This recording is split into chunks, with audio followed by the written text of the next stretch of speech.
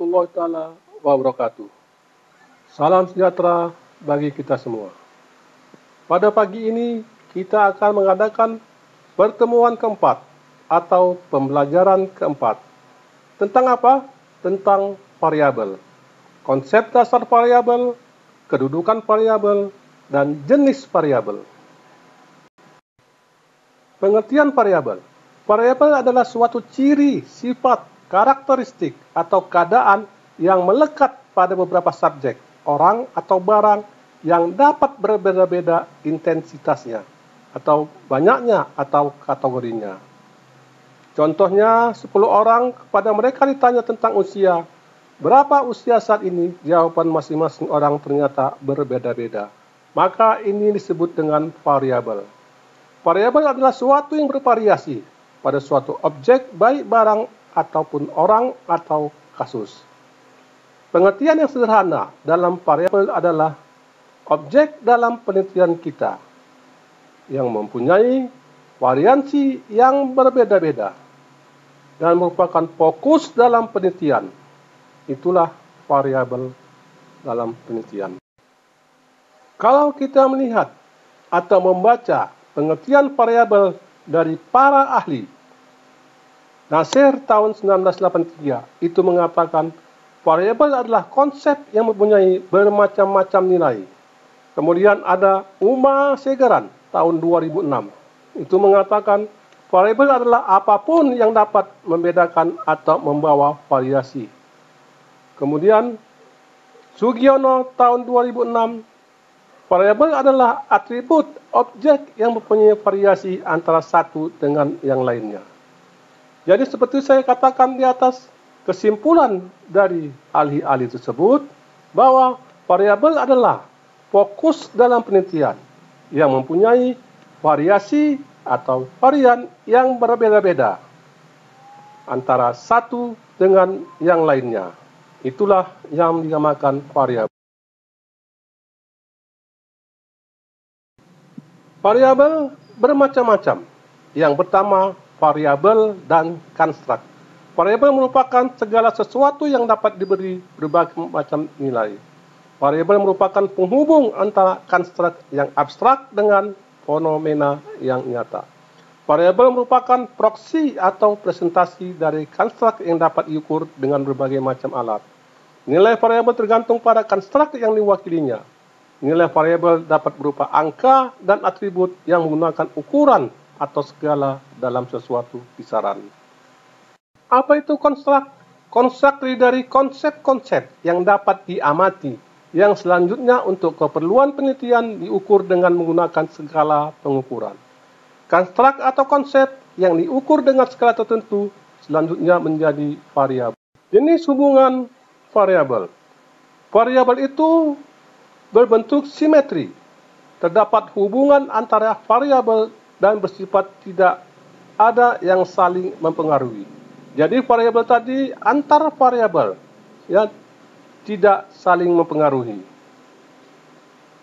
Kemudian asimetri, hubungan antara variabel yang terjadi bersifat yang satu mempengaruhi independen dan lainnya dipengaruhi dependen.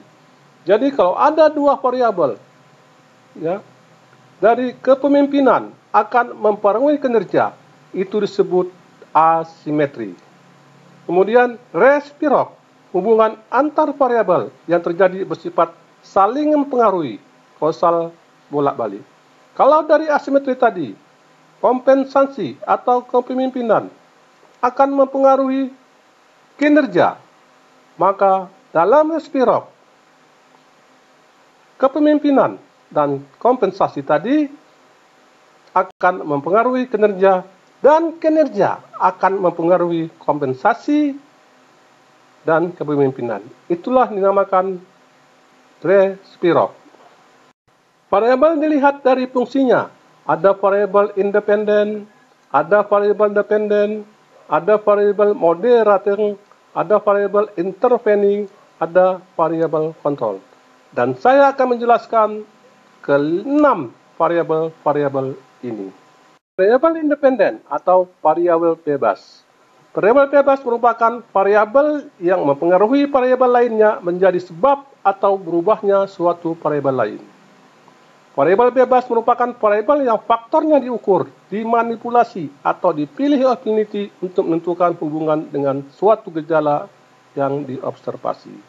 Seperti contoh di atas, kepemimpinan akan mempengaruhi kinerja.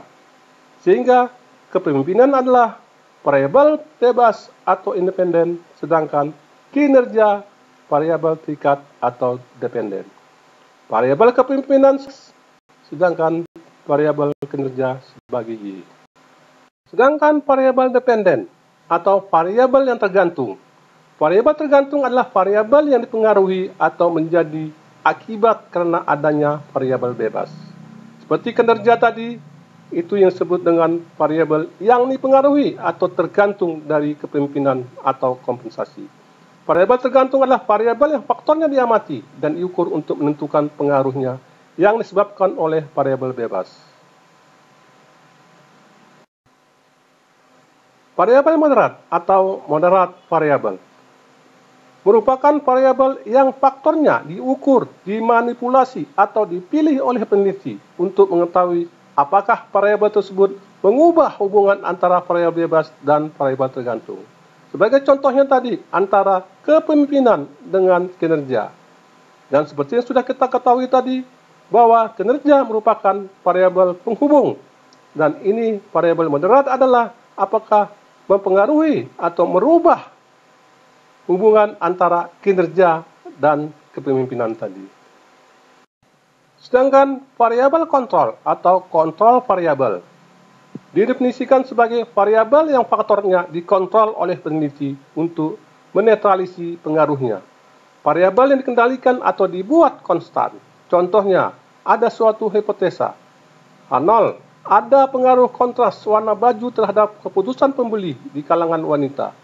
Maka variabel bebasnya adalah kontras warna, variabel tergantungnya adalah keputusan pembeli, dan variabel kontrolnya yang ditentukan oleh peneliti adalah jenis kelamin. Variabel intervening atau variabel pengganggu. Variabel-variabel yang mempengaruhi hubungan antara variabel independen dengan variabel dependen menjadi hubungan yang tidak langsung. Variabel pengganggu bersifatnya hipotetikal, artinya secara konkret pengaruhnya tidak kelihatan, tetapi secara teoritis dapat mempengaruhi hubungan antara variabel bebas dan tergantung yang sedang diteliti.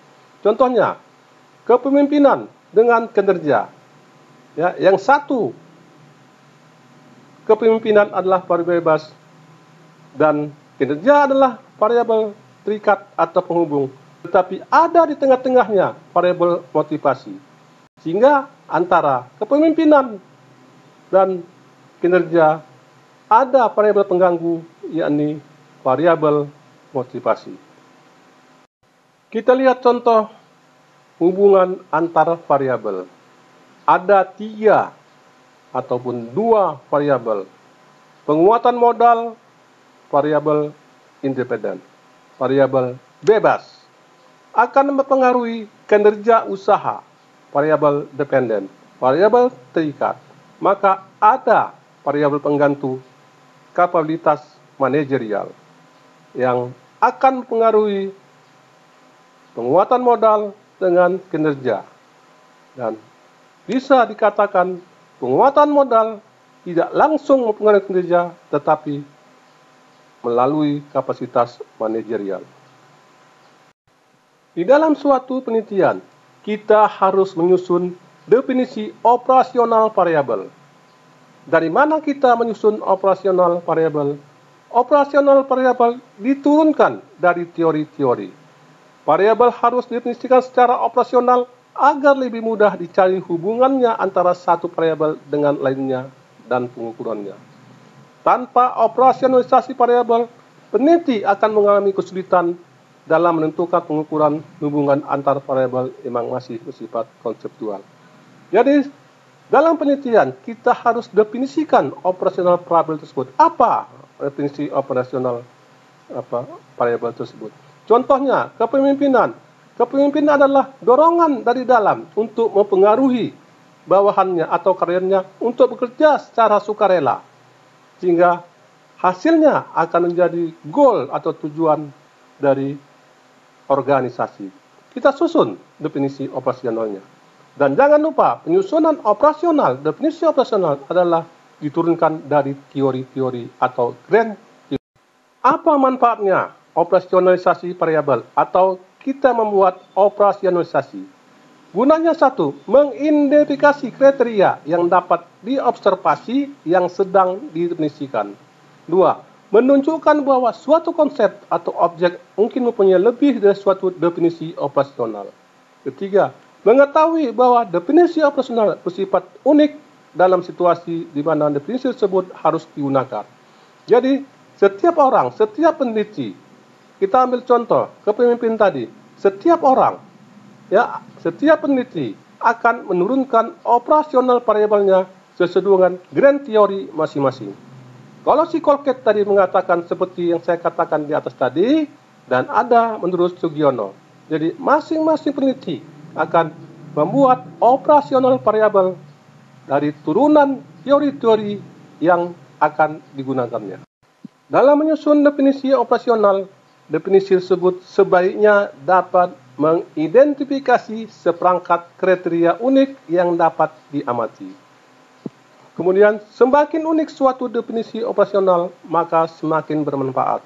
Karena definisi tersebut akan banyak memberikan informasi kepada peneliti dan semakin menghilangkan objek-objek atau pernyataan lain yang muncul dalam penelitian sesuatu yang tidak kita inginkan.